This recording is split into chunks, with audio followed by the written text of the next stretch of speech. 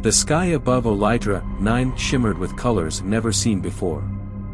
Twin moons hung in the heavens, casting silver light over an endless desert of glowing crystals.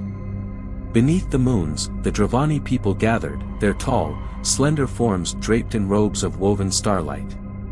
Tonight, they sang prayers to their gods, beings with strange round faces, soft skin, and bright eyes. For centuries, the Dravani had worshipped these celestial beings, believing they had shaped their world in the age before time. Their temples, built into the cliffs, were adorned with paintings of these figures descending from the stars, offering wisdom and gifts. The Dravani knew only one truth: one day, the gods would return.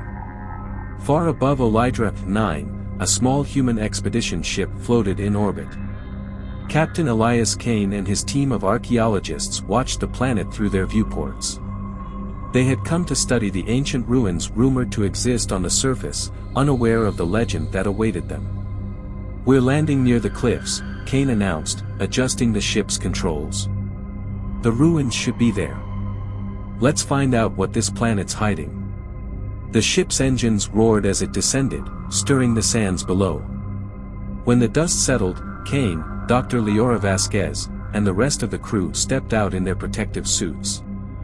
Before them stood massive stone structures carved with symbols of impossible precision. As they moved deeper into the ruins, Vasquez stopped suddenly. Her eyes widened as she pointed at a towering wall. "Captain, look at this." Carved into the stone were the images of humans, every detail perfect. The faces were familiar, the clothing resembled ancient Earth designs, and their hands reached toward the sky as if guiding the stars.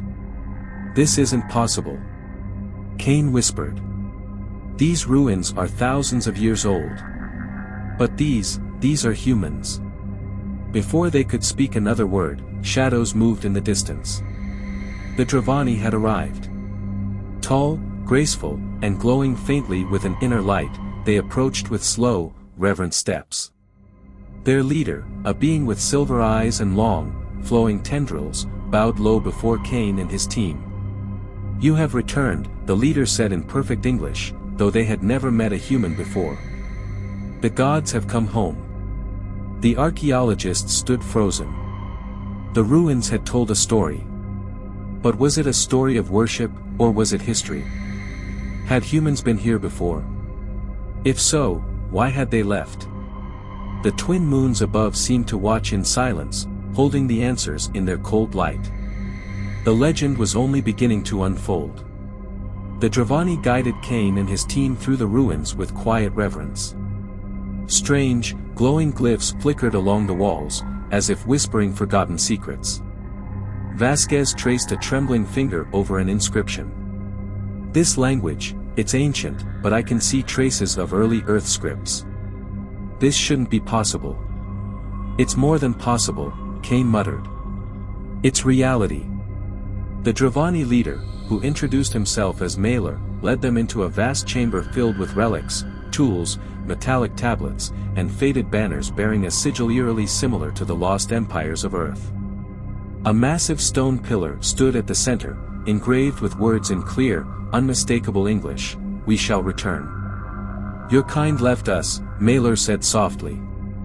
"But you promised to return when the sky burned. That time is near." Kane exchanged glances with his team. "What does he mean?" A distant tremor shook the ground. From deep within the ruins, an ancient machine hummed to life. Walls shifted, revealing a hidden corridor descending into darkness.